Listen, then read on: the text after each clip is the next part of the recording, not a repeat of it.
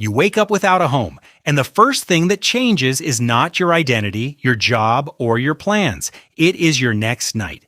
There is no permanent place waiting for you after the day ends, so finding somewhere safe to sleep becomes an immediate priority. Whatever you own now has to move with you, stay hidden, or be left somewhere you can trust. Even simple decisions feel different because every destination has consequences. Where can you go? How long can you stay? What happens when the place closes? A home used to quietly solve those questions in the background. It gave you a bed, a place for your belongings, an address, privacy, and somewhere predictable to return to.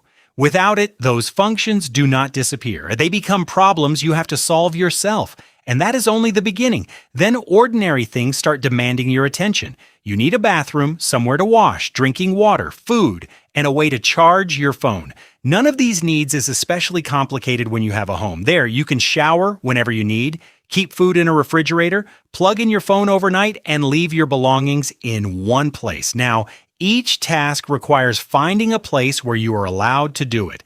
Your phone becomes especially important because it can connect you to work, transportation, maps, family, and assistance, but a dead battery can suddenly cut off several of those options at once. Even getting clean can take planning around public facilities, shelters, or other places with limited hours. Your day begins to revolve around access, not just what you need, but where and when you can get it. Soon you discover another strange problem. You need somewhere to be, even when you cannot stay anywhere permanently.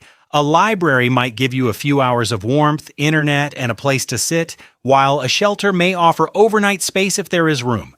Businesses and public spaces can sometimes provide temporary relief, but each comes with its own rules, hours, and expectations. A place that works at 2 in the afternoon may be closed by evening. Weather changes the calculation again. Rain, extreme heat, or cold can make one location much more important than another. So your movement starts becoming a daily puzzle. You're not simply deciding where you want to go. You are planning around where you can safely remain, what transportation can reach, and what will still be available later. Time and geography suddenly matter much more than they used to. Your belongings create another problem because you no longer have a room to leave them in. Everything has to be carried, stored, protected, or constantly kept within reach. That makes ordinary objects surprisingly important. Identification can be needed for jobs, services, housing applications, or other parts of daily life. Important documents are difficult to replace. A phone can hold contacts, schedules, maps, and access to accounts. Medication may be impossible to leave behind.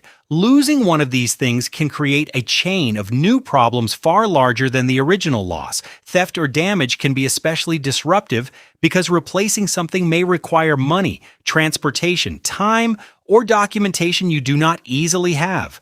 Eventually, you start separating what is useful from what is possible to carry. When every possession has to travel with you, even having more stuff can become a burden rather than a benefit. Now, you still have to keep the rest of your life moving. Finding work is one challenge, but maintaining a job without stable housing can create several others. Getting there depends on transportation.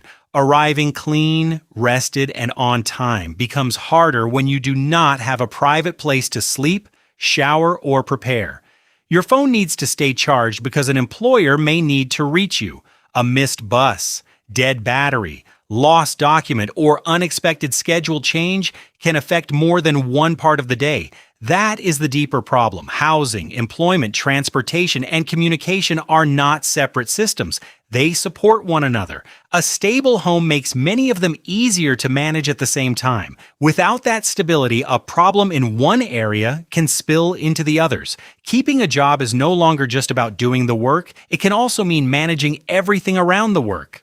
Eventually, you start looking for help, and you discover that help is not one single door you walk through. Your phone dies, your belongings disappear, bad weather changes your route, or you miss the transportation that was supposed to get you somewhere important.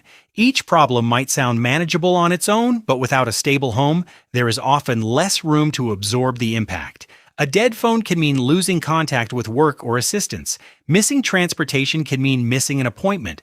Losing documents can delay other services. Suddenly, one setback creates another, and the second creates a third. You start rebuilding the day around whatever resource is still available. Maybe the plan was to find a shower, get to work, charge your phone, and reach a service office. Now the phone is dead, the weather has changed, and the schedule no longer works. The experience becomes less about solving one problem and more about constantly adapting to uncertainty. Over time, your world can become smaller and more complicated.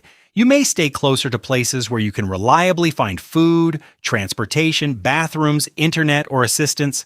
That can pull you farther from friends, family, work, or familiar neighborhoods. Distance becomes something you have to calculate, so do weather, safety, opening hours, and the amount of energy it takes to get from one place to another. Privacy changes too.